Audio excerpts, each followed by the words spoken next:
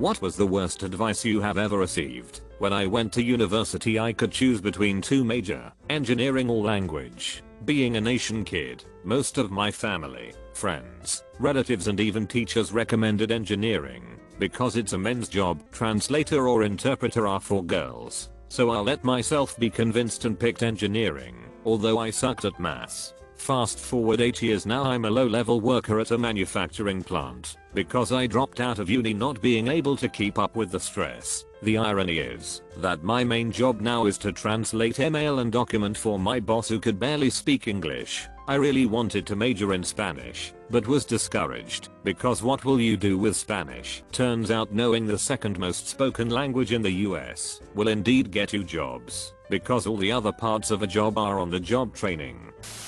At 24, while making $12 an hour and renting an apartment, my parents convinced me to buy a brand new Honda Accord. They assured me it was the only way to get a new car and that used ones broke down immediately. The payments were one entire paycheck of the two I got every month. My dad has hounded me constantly to get a new car. Cars are kind of a big deal for him, not in the sense that he buys fancy ones, but he always wants a new car. So every couple of years, he trades in his car and gets a new one. I got my RAV4 in 2014. Brand new. Runs like a dream. Barely has any miles on it and has served me very well. It's got a few dordings on it, but that's about the extent of any damage. According to my dad, my car is getting so old that I won't be able to trade it in for a decent amount. Not to mention that it doesn't have any of the safety features like lane change assist or automatic cruise control adjustment. I've also never been in an accident and don't do stupid things like drive in really bad weather.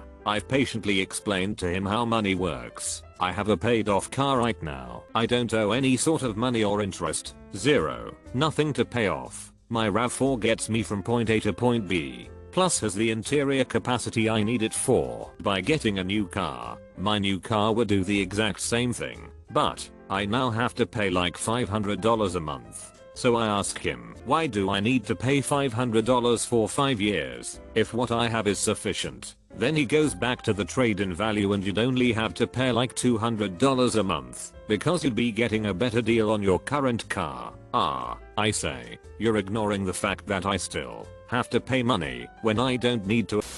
My husband needed a medical card after his heart failure from viral cardiomyopathy. The social worker told me I should get pregnant so we would qualify for help with his medical costs. I was 24 and lived in Ohio. I was horrified. She listed all the help we could get if I could get pregnant. He was in an ICU ward recovering from heart surgery. I walked out of there just disgusted. From a light Google search, wasn't asking a husband with cardiomyopathy to impregnate you send him to the hospital faster, potentially killing him if the condition is bad enough. Or is the worker telling you to cheat on a husband? Lol XD. Either way I would feel disgusted too.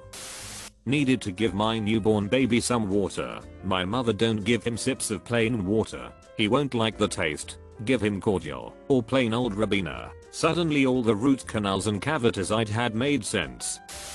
To bottle up my feelings and not go to therapy. Now, at 46, I'm finally going to therapy, dealing with the fact I may have lost my marriage and struggling to deal with all the crap that I have bottled up my entire life. Go to effing therapy. Deal with the crap and feelings that you don't want to look at. It's worth it.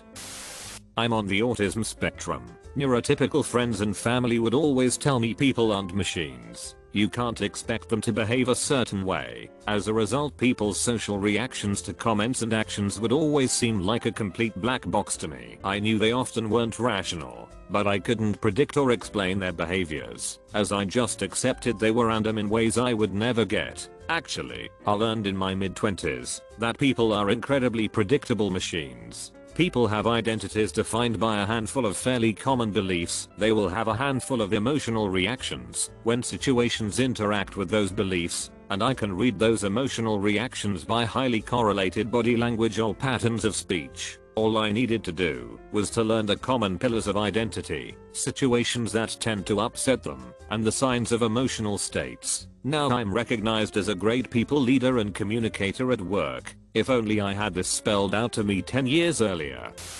Ignore the bullies. They just want a reaction. If you ignore them, they'll get bored and leave you alone. This is my answer every time this question pops up. It is such unmitigated bullsh. The adults who gave me this advice when I was a kid in the 70s must have had softer bullies than I did, because yeah, my bullies wanted a reaction and they'd keep going until they got one. Note, they considered tears of pain and blood a reaction as they beat the crap out of me.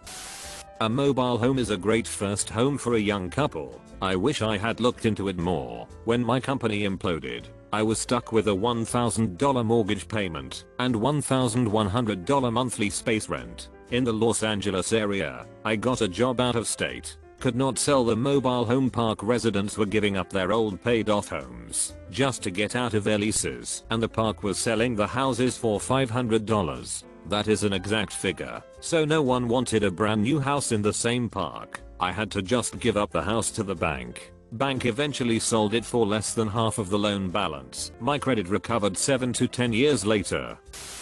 My dad pulled me aside and told me that your 10-year high school reunion is coming up. Your classmates are going to ask what you've been doing. You might want to think about what you're going to tell them. I wasn't planning on going to and did not go to my 10-year high school reunion. Why my dad was so concerned with the opinions of people I haven't seen in over a decade, I have no idea.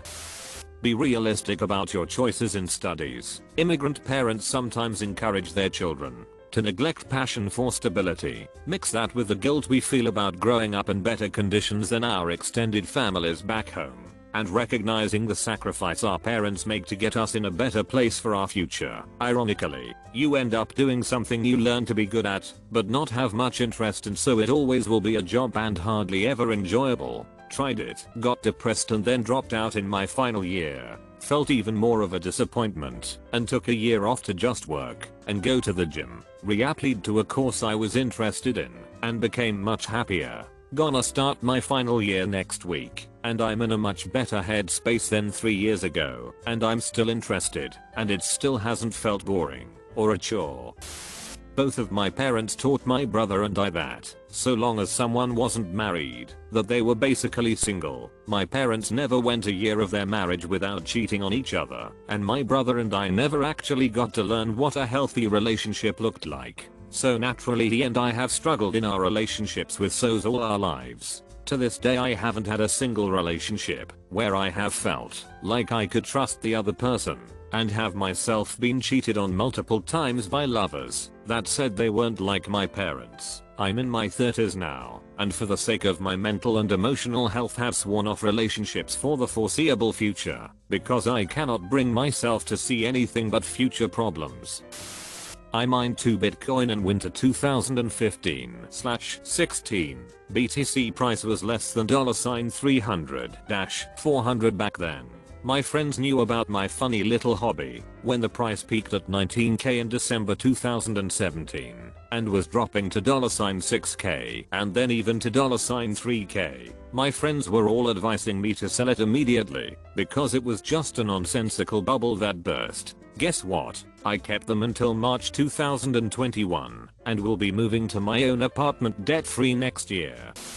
I was learning programming when I was like 10. I made many toy programs in Quick Basic. When I approached someone I admired to ask about learning C, he told me that I wouldn't get it because pointers were hard. I was so upset I never ever came near C and only learned other easier programming languages. When I finally got over it and tried C like 15 years later, I realized that this guy was just an idiot. Letting myself get scared by this moron was one of the worst mistakes I made in my life. He's doing it because he likes you. It'll do good for someone popular to be interested in you. Thanks teacher for giving him the green light to sexually harass and ultimately assault me on school property during school time. And because boys will be boys, he encouraged his friends to do the same. Betrayed by those in authority and some of my own friends.